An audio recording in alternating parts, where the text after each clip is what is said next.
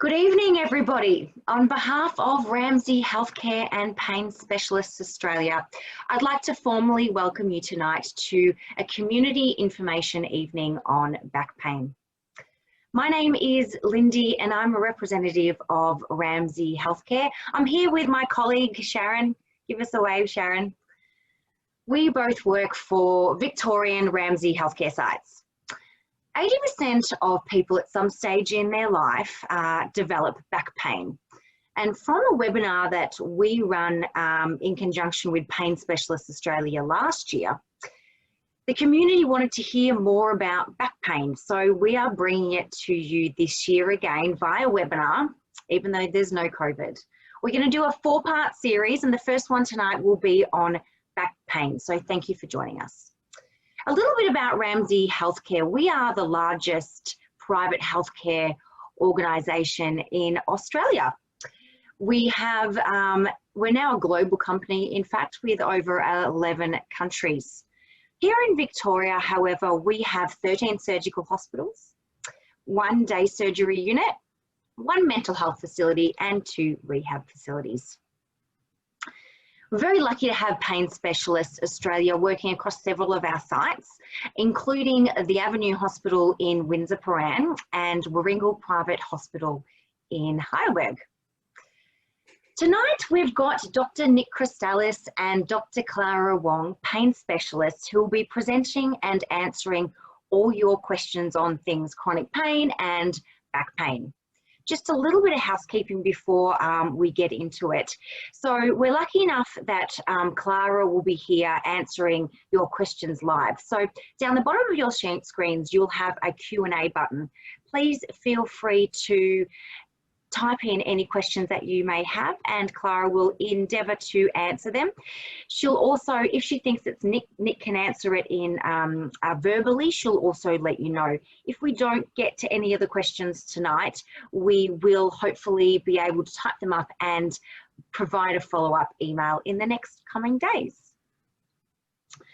We'll also be running a couple of poll questions. Now, these are anonymous, so please feel free to answer them. It'll give us an indication of who we're talking to, who our audience is tonight, and we can tailor our questions towards those needs, basically. So without further ado, I really would like to hand over to Dr. Nick Christalis and Dr. Clara Wong, who'll be presenting this evening. Thank you, guys. Thanks very much, Cindy. Welcome, everyone. I see people attending as we're talking, and I can see some familiar names, so people that we've looked after in the practice. And from Clara and I hope you're all doing okay, so please answer your questions. Please ask us your questions as well. What I'm going to do is share a screen, and I'm going to give you a presentation talking a bit about pain, how pain works, focusing, of course, on back pain and types of back pain and causes and treatments for back pain and how we do it. And I'm going to leave a lot of time, or we're going to leave a lot of time for questions. So let's get started. So this will go on for about half an hour, the presentation. Okay, so you should be able to see a big screen with the presentation. We all know that chronic pain is very important. It's a huge problem for our society. 1 in 5 of us get chronic pain, but that's not the number that's scary and alarming. The alarming number is 80% of the 3 million people in Australia with chronic pain are not getting the treatment that they need. So they're not getting the appropriate assessment, not getting the appropriate care, which is astounding. The people that you may see may not be experienced in pain assessment and pain treatment. GPs, medical students don't get a lot of treatment in pain care. And of course, we know what happens when you have chronic pain. It affects all avenues of life. The practice was built on one belief, and we believe that no one should suffer from chronic pain. We have a purpose, we have a vision, as you can see, and this has changed and been fine-tuned over the years, but ultimately the focus is on the patient and the patient's family, of course. So that's our purpose, that's our vision. We only do pain management because you can't do anything other than pain management. We have a team of, I consider, world experts, Clara being one of them, and everything we do focuses on the patient, with the patient in the middle, and we use all available tools to manage pain. We're always looking for new strategies, we're always looking for new treatments. And effectively, we use a lot of non-opioid tools. So opioids are another discussion, and perhaps that'll be one of the next or one of the future webinars that we have, focusing on opioid therapy, pros and cons. But it's certainly not an ideal long-term therapeutic approach. So this is what we do. You can think of pain management as stepping up a ladder. You try some simple things. If that's not effective, you step up to the next level of care and keep on going until either you get to the treatment that you need or you choose to stop. The key is, and the center two stairs or steps involve what we're pretty good at, and we're interventional pain specialists. So a nerve block, a radio frequency, using more advanced therapies like neuromodulation, they are there to control the pain, to reduce the pain, but they don't work by themselves because some of them only have a finite length of time that they work for. The key is it's got to be combined with the basics, the foundations, and the foundations are good pain assessment, good pain rehabilitation, good psychological therapies if required. And when I talk about rehabilitation, and I say this with care and respect, this is not about being rehabilitated or getting some physiotherapy down the road. This is about targeted, multidisciplinary care by a team that understands chronic pain and understands what you're doing. And this again is why we partner with the Ramsay Group, because they provide that care in some of their key rehabilitation centers.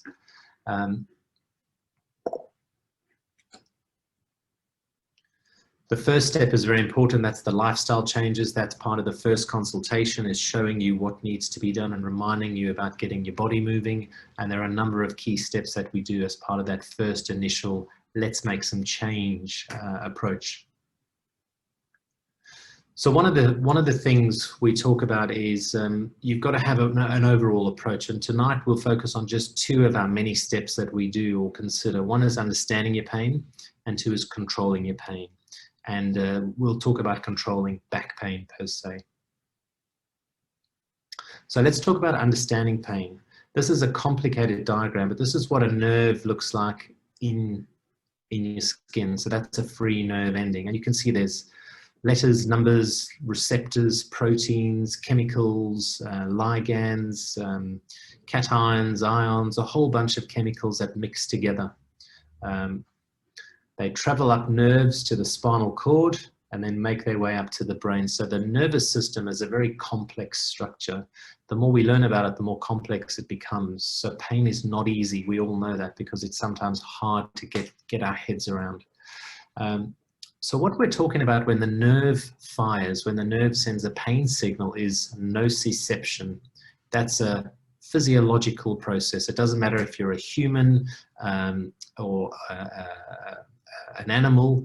The nerve does the same thing. It sends a signal from one part of the body to the other. The thing about pain is when that signal gets to your brain, that's when you experience your unique pain. Every single person has a different pain. Every single back pain is different. So nociception gives you pain. Pain then leads to everything else, the suffering, the changes in the way you use your body, behave, the way you interact with your social environment. So pain is very unique for everyone, and that's the trick, that's the difficulty. And as you can see, when it gets to your brain, it can be affected by your mood. It can be affected by various chemicals, because we've all got different levels of chemicals in our body. It can be affected by the context where you are. You know, if you're on a battlefield, your pain experience is completely different to if you have a work injury. So there are so many factors that need to be considered. Let's bust a few myths before we get on to back pain. On the left of your screen is things that people with pain are generally taught and experience. I'm not going to go through them. I want to talk about the good stuff on the right of your screen. pain is inevitable. We all understand that. We all get pain at some point, but suffering is not. And that's why we believe people should not suffer from pain. And that's part of what we do. So just because you've got pain doesn't mean you need to suffer from it. And that's part of a treatment approach. Pain doesn't mean tissue damage. And this is a big one because a lot of people move their body, and I've experienced this as well. You move your body, it hurts, your brain says, don't do it because you're damaging your body. And most of the time, that is not the case. Pain does not damage your body. That's why it's so important to get your body moving around the pain, because that takes away the stiffness and the weakness pain that you start experiencing because you're protecting your body. You're sitting down instead of standing. You're walking less than you should be doing. You're getting stiffer, you're getting weaker. It's making things worse. And that applies to back pain and most other pains. I should exercise when I have pain. Yes, you should. You've got to be careful. You've got to take it slow. Your body's not the same as it was 5 or 10 years ago, but movement is the key to everything. And a lot of what we do is to try and reduce the pain so that movement can occur and the good stuff can occur. A lot of the time, people seek surgery to treat pain. Seek surgery for shoulder pain or arthritis or whatever it might be. Surgery doesn't always fix chronic pain. And if you're having surgery or had surgery, I hope you've had a discussion or will have a discussion with your surgeon. What is the desired outcome? Surgeons are very good at what they do. They can be life-changing in terms of approaches that they use at points. But if you say to your surgeon, I've got chronic pain, how is this surgery going to help me? You should be having a good discussion with them about potential benefits and potential risks. This is important. The nervous system can change. The nervous system is plastic. So with practice, you can undo the things that the nervous system are doing to set up pain. So just because you have pain doesn't mean you're always going to be in pain. So treatment approaches. Controlling pain using careful medications, so careful use of medications, non-opioid medications. Sometimes we can block a nerve or burn a nerve, which we'll talk about in a little while. Healthy lifestyle is vital, and that includes moving your body, very important. This is the simple stuff. This is the wellness that we're talking about, which should go hand in hand with pain control. Sometimes a surgery can be useful. Sometimes advanced pain techniques such as neuromodulation can be useful, bearing in mind pros and cons. But you've got to make a diagnosis. You've got to know what the cause of the pain is. And these are the pains, these are the back pains that I'd like to teach you a little bit on. And let's jump in. You've got to be able to examine the person. You've got to be able to take a good history, listen, examine, put together the pieces of the puzzle to give a diagnosis. If people have got little spots of pain, it doesn't have to be lots of spots. It might be one spot. It might be 2 spots. It might be multiple spots. And your doctor, your pain specialist examines you and detects painful muscles or knots in the muscles, so-called trigger points. Trigger points can be debilitating. They can be simple to manage. So myofascial pain, pain in the muscle, pain in the covering of the muscle, very important cause of back pain. What's our algorithm for treating it? Well, make the diagnosis carefully, do an examination, get the person using those muscles, because using the muscle helps some of the trigger points. Get the person exercising again. From an interventional perspective, if you put some anesthetic on those spots and the pain goes away for a short time, you have a diagnosis. If it doesn't last for long enough, you can do what we call platelet-rich plasma injections, which is where we take some of your blood, we prepare it in a machine, we separate it from the red stuff and the yellow stuff. The yellow stuff is platelet-rich plasma. We activate that and inject it into the area of myofascial pain, and that can promote regeneration, tissue inflammation, and healing ultimately. And this is governed by a fair level of science. It's used a lot in the sports world, but it can have a place in the pain world as well. But you've got to make a diagnosis. What about a spot of pain up and down your spine, just right in the center of the spine? Well, that might be a bursitis, a simple bursitis, the same thing that people get in hips and other parts of their body. You can see on the MRI scan, you can see this area of white inflammatory, a white inflamed area.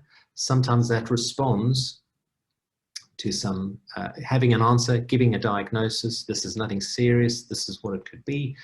Putting some local anesthetic, putting some steroid into the area to desensitize and reduce the inflammation. Sometimes good old-fashioned anti-inflammatories can help. What about if the pain is on the sides of your spine? So we call it paraspinal. It can be on one side or both sides. It hurts when you move. It gets better when you lie down. It feels like a stiff joint, and it is. And you can get a pain pattern all the way down to your knee, all the way around to your groin. This is a facet joint pain. This can be diagnosed with careful local anesthetic injections onto the nerve of the joint. So on the left, you can see the joint. On the, just next to the nerve, in the joint, you can see the nerve. If I put a needle, this is a real picture of a needle onto the nerve, you can see the little black part of the nerve with a bit of contrast to confirm it's in a safe position. If I block that nerve and your pain goes away, then you have facet joint pain. How do I treat that? I put a different needle at a different time. You can see the needle's quite big. It's placed in a different position, and effectively that needle burns that little nerve. This can give you up to about, we normally say 6 to 12 months of pain control, but if done well, if combined with physical therapy and pain rehabilitation, the best outcome I have got in my practice is 5 years of good pain control. So that's facet joint pain, a very common cause of back pain. Below the facet joints is the sacroiliac joint, and that can give you pain just on the top of the bum, on the side in that little V shape. And there are nerves that run near the sacroiliac joint. The same thing applies. If I block the nerves or the joint and your pain goes away, I have an answer.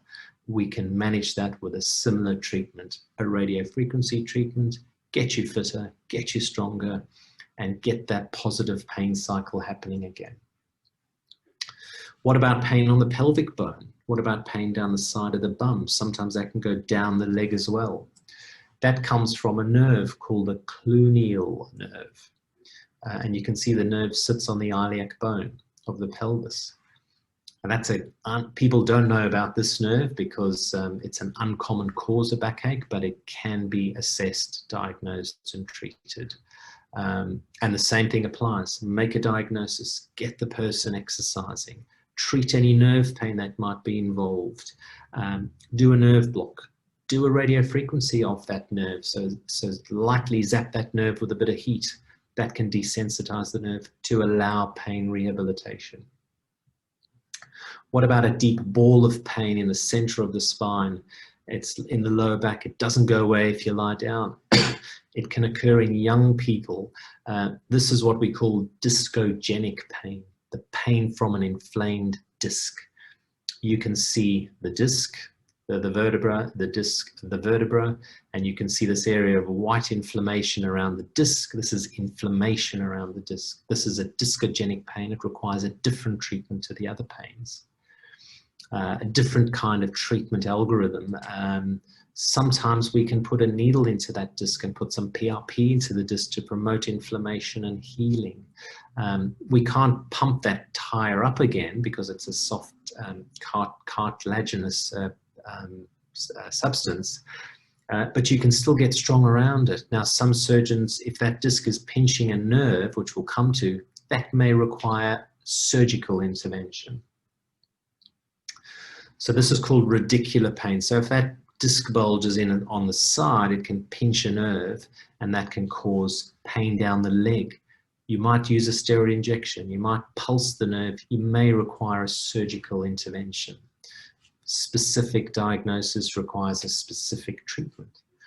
If you've got a spot of pain on your bum that spins down your leg or runs down your leg, you might have the piriformis muscle in the bum trapping or aggravating the sciatic nerve, giving you a certain pain complaint, which can be managed with a block and intervention. Pain after spinal surgery is a huge discussion, and there are many causes of pain if you've had an operation, particularly on the spine. It might be related to the surgery, the pins and screws that are there. There might be some problems going on above or below the surgery. So you need careful assessment, careful diagnosis of the pain problem, and then treatment on that problem. If you've got this throbbing, widespread area of pain, your whole nervous system might be sensitized, so-called central sensitization. Again, a different treatment approach. Sometimes a ketamine infusion might be helpful in these circumstances, and a lot of pain rehabilitation. What about back pain without a diagnosis? Nothing seems to be causing the pain. It's just there. Careful rehabilitation, careful use of medications, getting patients off opioids. There is a device which I'll show you, which is quite a new device where not only can we stimulate, it basically stimulates the muscles to regenerate, to treat muscle back pain. It's called a reactivate nerve stimulator. Just briefly, a couple of slides on neuromodulators. This is where we use advanced interventional treatments to treat certain pain conditions. There are many devices out there. Careful consideration of what device is best for what pain syndrome. So this is a whole another area of medical expertise that's required. Nerve stimulation should be applied by centers of excellence, people in centers that do a lot of it, that are really good at it. But it is indicated in some types of back pain. Pain after spinal surgery, it's a good cause for nerve pain after a good treatment for nerve pain after spinal surgery. In some instances of spinal pain, nerve stimulation can be useful, but again, you've got to have a right diagnosis and the right therapy applied. There are many ways which we can use these little wires. We can apply them in many different combinations and routes of the body to treat various pain syndromes. And again, it can be life-changing if used for the right person and the right pain. We try it out. We don't have to put anything into the body. We just try it out temporarily for a week or two with the wires on the outside, like a pacemaker, with part of it on the inside. The battery's on the outside, the wires on the outside, and we're trialing this out to see if we can get 50% or more pain reduction, and normally much more than 50%. Have a look at the picture on the left. This is a slice through your spine. There are your back muscles. The rump steaks, they're healthy. As you move down the spine, can you see the white areas around back muscles? We know that in some people with back pain, the muscles basically just are replaced with fatty tissue. The muscles just waste away. There is a new device out there called the reactivate stimulator, where we put a tiny little wire on a nerve, and the nerve contracts 3 or 4 times a day to build the muscle up. There are early studies that have shown that this therapy can be very beneficial for the right person. We're very excited to use this therapy in our practice. Both Clara and myself and a few others have done the training to use this therapy, and we're working through some very carefully selected patients to see if this therapy is appropriate for them. So we look forward to reporting back our results on this. Just 2 final slides. I've talked about a very specific part of pain, a very specific part of back pain, but everything else must be treated as well. We've got to get you changing mindset. We've got to get you nourishing your body with the right foods, the anti-inflammatory foods. We've got to focus on relaxation, physical, psychological strength. I want to spend 2 seconds talking about moving your body. Einstein said nothing happens until something moves, and he's absolutely correct. Movement is life, and we spend a lot of our time helping, coaxing patients to get their bodies moving. We've never had a single patient that said that was the wrong thing to do. Sometimes you get a pain flare, sometimes we have to make a plan of action for that, but it is absolutely vital. Healthy sleep is very important as well, so think about that. Again, feel free to ask the question. On our website, there are many books that you can download on various things, coping tips, predictors of chronic pain.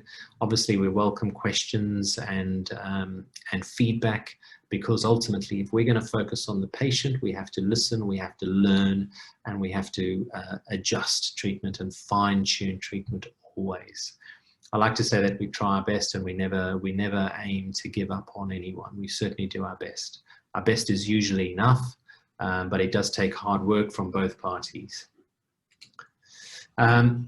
Feel free to contact us on our website, Pain Specialists Australia. Click the Contact Us button, or of course, if you're interested, a GP or a specialist that you can talk to, come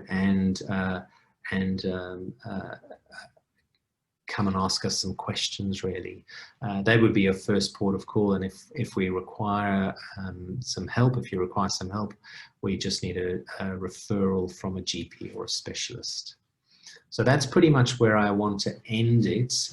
I've just under 30-minute mark. I've tried to keep it short and sweet. I can always come back to show you some slides. So I'm going to end the slideshow there. Maybe we'll get Clara jumping on in a second, and we've got lots of questions that we're going to get to. So I might start flicking through some questions. We've got some poll results as well, just to let you know, Nick, whilst you're presenting. We've got about 13% of the people who are attending have had pain for 6 to 12 months. Around 23% have had it from 1 to 5 years, and 65% have had it for more than 5 years. So it's very common to get a long, there's a long story of lots of pain for many years, and pain changes over time. So if you have an injury, normally there's an injury that, excuse me, that triggers the pain, a surgery, an injury. The pain is switched on. That surgery injury heals, but the nervous system stays activated. The longer pain is left untreated or not treated well, the more stuck the nervous system becomes, the harder it can become to manage, but not impossible. And also the longer the pain is there, the more likely it is to become neuropathic pain, nerve pain. Eileen, you asked a very good question. I'm going to answer that live. What options are available for people in the country? It is a huge problem that we have. We see people from every corner of Australia. COVID has been good in such that we can at least consult with people without them having to travel great distances. It's still almost impossible to make a good diagnosis without putting hands on people.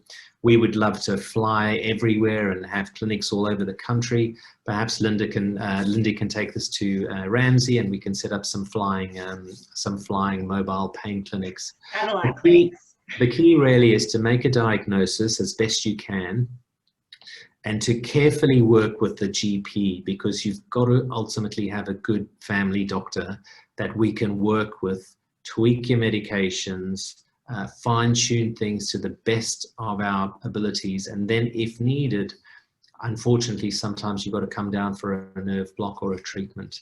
But the thing about some of these treatments is they might work for a period, but the body changes over time, so we have to adapt the treatment. We've got lots of people that we've seen for years and years, and they do well. Something happens, they get a new pain, the pain changes, and we have to adapt the treatment, change the treatment. Daniel's asked a question. The reactivate machine, would this build the muscle or just not let the fatty deposits replace the tissue? Really good question.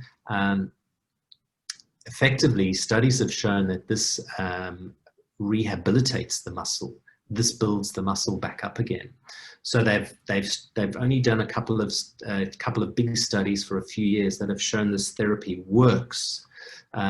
People get fitter, they get stronger, the pain gets controlled, they get back to normal life.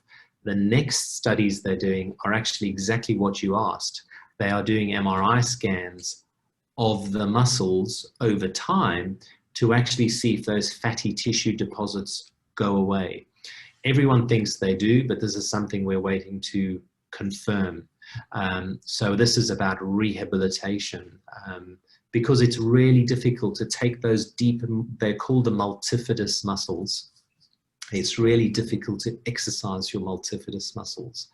And everything we're doing at the moment, we're doing radio frequencies differently to protect the multifidus muscles. And this reactivate device is there to help exercise and literally exercise the multifidus muscles 3 or 4 times a day. You turn it on for 20 minutes, three times a day, and over time, and this is not a quick fix, this takes time, and over time the muscles rehabilitate, the pain drops down, and people can slowly get back on track. The thing about the reactivate device is twofold. Number one, you have to be committed to getting better. That is one of the most important things. If you're looking for something quick, it doesn't work quickly. It takes 6 months, it takes a year, but it appears to keep on getting better over time. So that's the reactivate device. I hope we answered your question, Daniel. Neil, can you exercise with a neuromodulator in the lower back to the coccyx, especially rowing? Absolutely. We use these therapies to get people back to life, to get people back on track. We've had people that have had them in, that have run marathons again, climbed mountains, got back to the usual works and the gym and those kinds of things. So yes, sometimes if your securing technique is not very good, or sometimes if you're very active, the wires can move over time and with vigorous activities. And in some instances, you just need to go back in and just put the wire in a slightly different position, or put them back in the same position. But normally, with our current techniques, the risk of a wire moving over time is very small. I hope we've got that question done. Clara, have you seen anything that you'd like to answer that has particularly popped up? I haven't seen all the questions.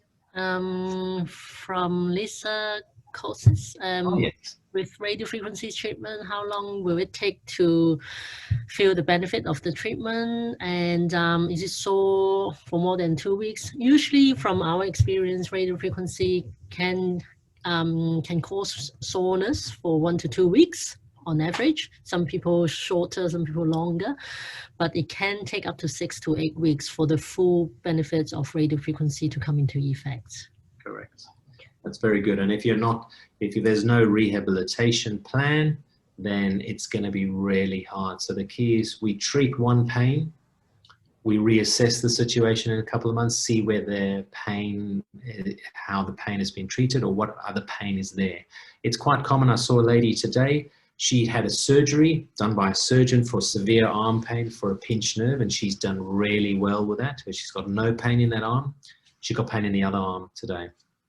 So we asked her, we talked about it, and the left-sided arm pain was causing about 80% of her pain. So she had 80% left arm pain, 20% right arm pain. Your brain is so focused on the main pain, it doesn't think about the second pain. As soon as the main pain is treated, your brain focuses all attention on second pain. So we have to now reassess the other sided pain and start treating that. Vicky, if you've had a radio frequency, then why are messages still being sent to the brain that you're in pain? That's really good. So radio frequencies don't always treat all pain. Because if you did the test injection, your pain would go away 100%. But because you've got pain, your pain might be coming from the joint. Over time, the muscles get weak, they get sore. The covering of muscles gets stiff, that gets sore. You're protecting yourself, holding yourself really tight. That hurts. Hold a fist for 5 minutes and see how it feels. It hurts. So we treat one pain. You've got to deal with the surrounding pain, the other pains. So the key is to have a plan following a radio frequency. Jeffrey, I've had a discectomy in 2007. The last few months I've had varying pain in my lower back when walking any distance. You've been to physiotherapy and exercise are not helping. Well, I can comfortably say you've had a surgery and you've got pain. The key question is, how long after the surgery did the pain occur? And it sounds like it's happened many years after the surgery. So this pain is not related to the surgery. This pain is a new pain. So we have to, you have to just, somebody's got to work out if it's myofascial pain, facet pain, sacroiliac pain, cluniel pain, disc pain at a different level, and then make a diagnosis and a treatment plan. So you need a good assessment by a pain specialist, Jeffrey. I'll let you answer something, Clara. Yep. So Emma Gianelli asking about the decision in order to recommend different treatment. I think we in Pain Specialists Australia, we try to individualize our treatment depending on the individual patient, but essentially I think it depends on whether the patient had previous treatment before and whether there is any risk in proceeding to invasive approach. And often we would like to have a combined approach, multidisciplinary approach, and I think that's most effective management of the chronic pain.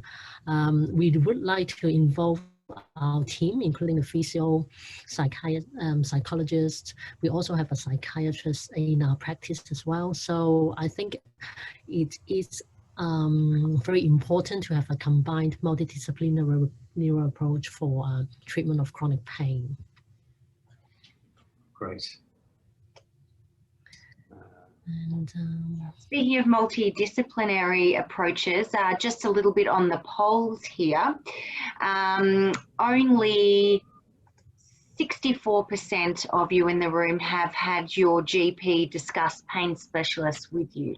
So no doubt this will be, for the rest of you, some new and important information.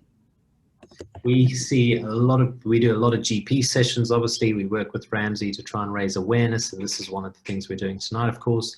But you've got to be your own advocate in some situations, and it shouldn't be that way, but sadly it is for some people. So you've got to go to the GP or specialist and say, why have we not talked about pain specialists? I've got this problem, whether it be surgery related or not. I need some solutions, and unfortunately that's just the way that things are right now, and we're doing everything we can to raise awareness. It doesn't mean you need to see somebody, but you need to have a plan. I think that's the most important thing. Susan has asked, is surgery the last resort with osteoarthritis in the spine? It depends. That's the diplomatic answer. If you have a focal area where a nerve is severely pinched and giving you a specific pain down an arm or leg, surgery may be an option. If you've got pain up and down the spine, surgery is going to be difficult to treat the pain up and down the spine. And again, you need to find out if it's muscle pain. Is it stiffness? Is it facet joint pain? Sometimes you can get a referral of pain up and down the spine from one or two areas. So if somebody can focus in on one or two key pains, it might be your pain can drop by 20 or 30%. It might be enough just to give you that better quality of life so that you can get back on track. But it entirely depends. Some people have got such severe scoliosis, a skew spine, that it affects their ability to walk straight, it affects their ability to breathe even. Surgery, a very extensive spinal surgery in those situations may be an option, but you've got to have a really good surgeon for that. And we work with a lot of good surgeons. We have surgeons on speed dial, as they say, because we can reach out to them and draw on their expertise when needed. I saw a lady just yesterday who came in on a crutch, and she was basically hobbled over because her spine had become so skew over the recent months. And I've referred her on to see a spinal surgeon for an opinion as to whether a more extensive or more invasive treatment is required, such as a spinal surgery. Eddie had RF facet joint done on one side and still have pain. I think it depends on when the RF treatment was done and whether the diagnosis was very clear that it was facet pain. And if it in doubt, I would suggest to have a repeat examination, physical examination, to check again whether the facet is still causing you the trouble before we proceed to the next radiofrequency of the facet. Yeah. And again, if you've treated 2 or 3 facet joints, a good examination might show facet pain above, facet pain below. So I certainly see that in my practice where I've treated a pain and you examine that area and it's not that sore, and you examine somewhere else and it's sore. So again, you've got to have somebody to take the time and just make a good assessment of things. Let's have a look. Luke, pharmacists seem to get missed a lot in the multidisciplinary team. Yeah, I think that's a fair point. Pharmacists are very important in alerting you to the fact that medication doses may be high. We have a few pharmacies that we work with quite a lot, but absolutely. So I can't fault you on that. I agree completely. Thanks for that point, Luke. And John is asking, having pain in the lower 5, I think it's a lumbar 5 area with some, I think it's spondylosis and causing pain in the legs. If there is neuropathic pain and radicular pain down the leg, we can offer treatments such as medication treatment or even interventions such as post-radiofrequency of the nerve roots to manage the neuropathic side of pain in the leg. Good. There is a question from Yong Sheng Wu. I have a reactivate implant done, but I'm still encountering back pain. Yes, and you would have mentioned, you heard me earlier saying sometimes it's really hard to manage pain because there's so many different layers. There are many questions I'd like to know. When was it done? Was it done for the right reasons? And is there a plan for rehabilitation afterwards? That will help the muscles reactivate, rehabilitate. But again, do you have some sacroiliac joint pain lingering that hasn't been addressed? Do you have some pain in other areas, some nerve pain elsewhere that's lingering and hasn't been addressed? And I think a good assessment would be the next step to see if even a medication, a certain type of physical therapy, or even an injection might allow us to diagnose or manage your pain and allow the reactivate device to do what it needs to do. Good.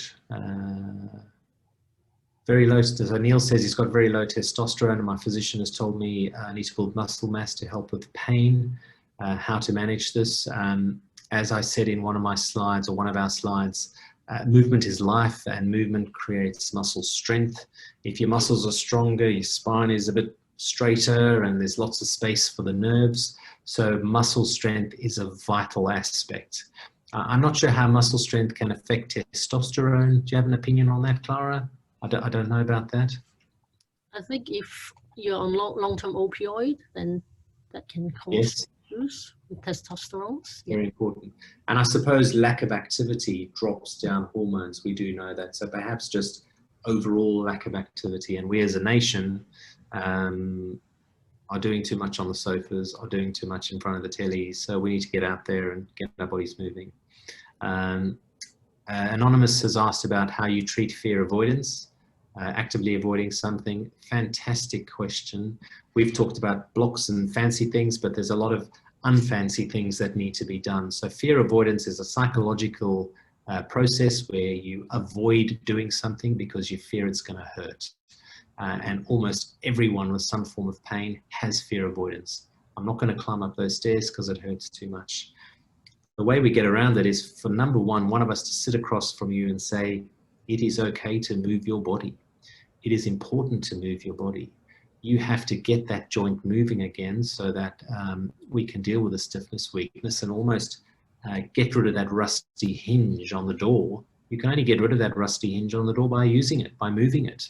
And sometimes you need to see one of the psychologists to help you work through that fear avoidance with specific tasks that you can do, specific homework that you can do at home between sessions, so you can start training yourself. Remember, it is possible to train ourselves out of pain so that you can train yourself to get back on track again. It's a trial and error. It's really hard work. I'm not saying it's easy, but it is doable. If you're asking the question, it means you're thinking about the answer, which is really good. And Kevin had radio frequency recently, a few months ago, and is having more sharp pain now. I think it depends whether the cause of his acute pain, whether it is due to overdoing things or whether there is other pathology. We do suggest to pace the activity when we are doing exercise, and if in doubt, we do recommend to have another review to examine to see what the cause of this flare-up is before we suggest the next step. Yeah, and sometimes very gently pushing through the pain. This is a tricky one because if you do too much and you've got nerve pain, clearly the pain can spike and flare. So working with a good rehab team or a team that understands pain can kind of get you from there to there, but not up there, keep on going from there to there, and eventually things will change. But yeah, the bodies, unfortunately, Kevin, change over time. You treat something, everything's happy, everyone's happy, things are going okay, and then something else might happen. So it's a constant process. It's a marathon. It's not a quick race. A one-time patient a few years ago. Hi, Chris, I remember you. Can your treatment be effective on bursitis? Yes. It depends on where the bursitis is. If you've got bursitis on the hip joint or the hip bone on the outside of your leg, more so it's a gluteal tendinopathy, which is inflammation around the gluteal tendon, and a PRP injection can be very helpful.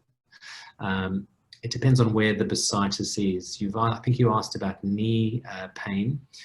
Arthritic pain, there are 4 or 5 things that you can do straight up. One is think about weight control, because just 5% of body weight control can have a profound impact on knee pain.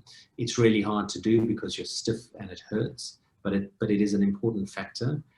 Land-based physical therapy can be very helpful. Sometimes anti-inflammatories can be very helpful. A PRP injection into the knee joint, into the knee, can be quite helpful. Sometimes it works, sometimes it doesn't, but it's definitely worth considering. And we as pain specialists can radio frequency the nerves of the knee joint, called the genicular nerves, and that can provide moderate to intermediate pain control. And we've certainly treated severe knee arthritic pain with interventional therapies, but you start low and then you keep on climbing up those steps. So I hope that's answered your question. A few people have asked about widespread pain and fibromyalgia. And this is, again, a certain pain condition, a difficult pain condition, because there are not many treatments available. A good foundation of pain care, physical therapy, psychological therapy. And again, even if you've tried it before and it hasn't worked, it doesn't mean you can't revisit it, try different things. Sometimes medications can be quite useful, but I'm sure Clara would agree. Every now and then, when the pain really gets out of control, either a ketamine or a lidocaine infusion in a hospital can just reset things. It can work for 3 months, 4 months, 6 months, or just get you out of jail when you've got that crisis. So we use it as a get out of jail card, basically. So widespread pain is difficult. Opioids, we know, can make widespread pain worse, not better. Opioids change the nervous system so that they become more sensitive to pain, not quieter because of for the pain. So opioids themselves can actually be part of the problem that needs to be addressed, and that's one of the many reasons why we're not really a pro-opioid practice. So I hope that's answered the questions on fibromyalgia. But again, movement is life, and getting the body moving again can be a fantastic tool. I've got a lady who's had severe neuropathic pain following a knee surgery and arthroscopy, and I've known her for many years, and she's on moderate doses of opioids, and she has been struggling for a long time. We've tried a few interventions that haven't been beneficial, and I've been pushing her, and she started exercising recently, about 6 or 8 months ago, and she cannot stop exercising now because it has affected her mental health in such a positive way that she's exercising vigorously 2 or 3 times a week. and it's really benefited her. And she's found that out for herself, which is really good. And now we're starting to wean down the opioids because we're getting into a positive cycle. There's a question about costs. What are the costs in respect of pensioners? So that's a very good question. We are a private practice, and as you know, we balance out access for as many people as possible, but clearly we have to run the practice. The costs are not expensive. We see insured, uninsured patients, work cover TAC patients. We are here to treat pain. An initial consultation will be 45 minutes to an hour. So a very detailed history and examination and a plan of action, a written plan of action, is roughly about $400. And I think the Medicare rebate is roughly about $200. Don't quote me on this, but it's roughly about a $200 expense for an initial consultation and a plan of action. The reviews are much cheaper than that. And we do have the capacity to do some injections in the clinic, which means you don't incur any hospital costs. But again, you know, we're here to do our best for everyone. So we're open to all sorts of questions. We do have, I think there is a discount for pensioners with concession cards. I don't know what exactly it is, but again, we're doing our best to make this accessible for all. Anything else that jumps out that you'd like to answer, Clara?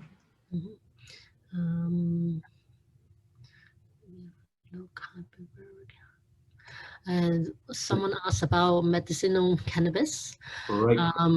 It is a new, relatively new treatment for chronic pain. The evidence is not too strong, but I understand it is very individualized in the treatment response as well. There are some patients who will have response and reduce in anxiety level as well with cannabis, and we are in the process of applying the permit for prescription of medicinal cannabis. But I think it's very individual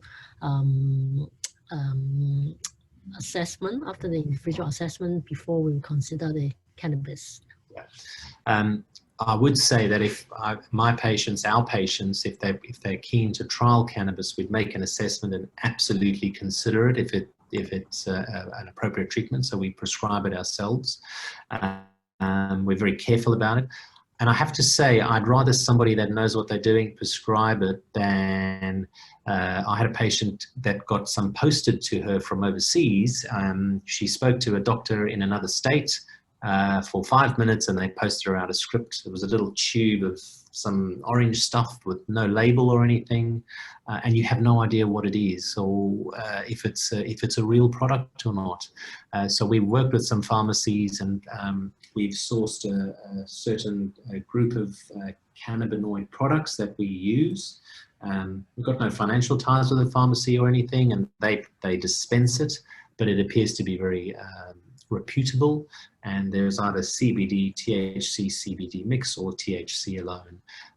So it is something that we're looking into, and we all certainly prescribe it, and we're considering running, or just getting up and running a cannabinoid clinic or cannabis clinic for appropriately selected people. So, but on the ground, it might work for a third of people.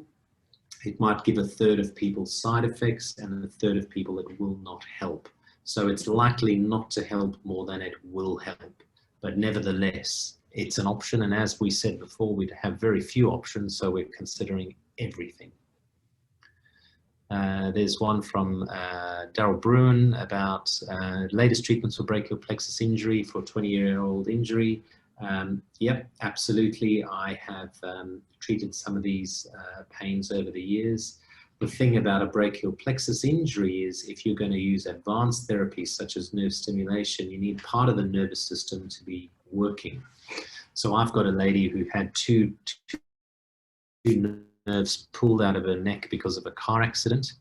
She had severe pain down her arm, and she does still have the pain. It's not severe. We used a nerve stimulator device above and below the pain, so we stimulated the nerves that were there. And she's about 50% improved, and this has been for about 4 or 5 years. this is an advanced therapy, but it may be we can apply the therapy to the brachial plexus itself, so without poking around near the spine, which clearly comes with risk. PEA, ketamine can be used. I've got a few people who microdose ketamine, so very small doses, and that seems to have applied, seems to have helped. But in terms of your question, what new therapy specifically for brachial plexus, we are using therapies that we use for other neuropathic pain. So there's nothing specific for brachial plexus injury, unfortunately. Can you claim on healthcare insurance? Val has asked. Yes. For the clinic costs, the health insurance is essentially is for hospital cover and hospital costs. So for clinic costs, no, that's not what health insurance is for. But most people, if you've had many chronic illnesses or seen many specialists over the year, you can get to your Medicare threshold net, which is a certain number that you have used or certain payments that you've done over the year. And if you pay anything more than that, you get an 80% rebate from the government. There are ways of keeping costs very low if you've got many chronic health conditions. There is an anonymous, I've had an L4 to S1 fusion with a cage, so a disc replaced, and some bone taken out from the pelvis to solidify the operation. You're having some scans coming up soon, and you're going to be seeing a surgeon in the city. Prior to the surgery, he said L2 and 4 were looking worn. He's not knife happy, which is very good. I've been wheelchair bound for the last few years. What other options do I have? Lignocaine doesn't work. I have severe pain flares to steroids. If you have a fixed part of the spine with an operation, I'm getting there, Lindsay. Lindy, if you have a fixed spine, and you might get some arthritis in the joints above, so sometimes a radio frequency of the joints above can be helpful. But if it's not that and it's truly nerve pain, nerve stimulation could be an option. But it is important to see the surgeon, but just always ask the question, is this the only option for me? I think that's very important. We've still got questions that have not been answered, and we will do our absolute best to get all those questions answered, and within good time get the answers back to you via email, I presume. Yeah, exactly. So for tonight, everybody that has attended or registered, we will provide them with the link to the recording of tonight. So if you want to pass it on to a friend or a colleague or a family member, that you can find that at either the Avenue or Warringal websites. And hopefully within the next couple of days, we'll be able to provide you with answers to all your questions, and we'll email them out to you as well. Well, thanks very much for everyone's attendance. We're very open to feedback. We want to make sure we get to more people, we raise awareness, and please feel free to be in touch. We'll be in touch as well with the next webinar. Absolutely. Thank you so much, everybody. Enjoy your evening. Thanks for attending.